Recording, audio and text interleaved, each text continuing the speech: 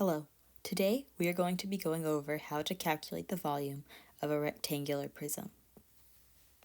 The volume of a rectangular prism can be calculated by multiplying its length by its width by its height. Before we move on to our examples, I will annotate the box shown below to eliminate any confusion about which part is the length, which part is the width, and which part is the height.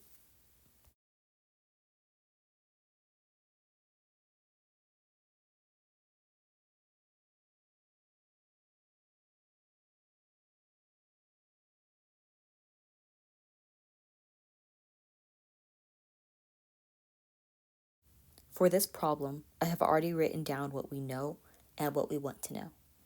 Try pausing the video and see if you can figure it out by yourself.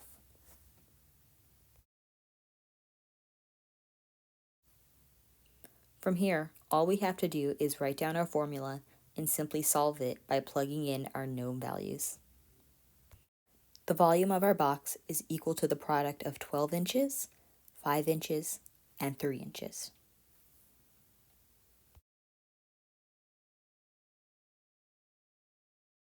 The product of 12 inches and 5 inches is 60 squared inches.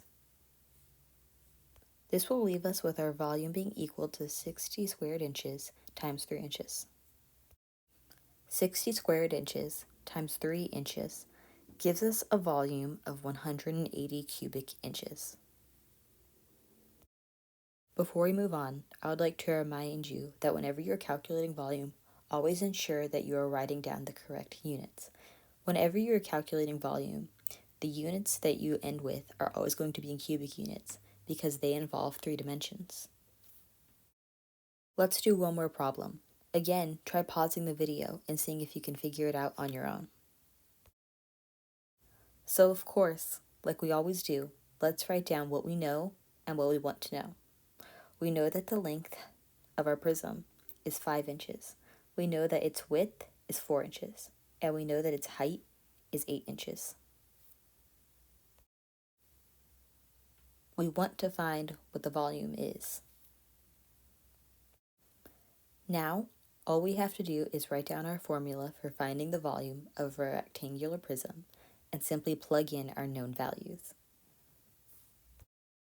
The volume of this prism is equal to the product of 5 inches, 4 inches, and 8 inches.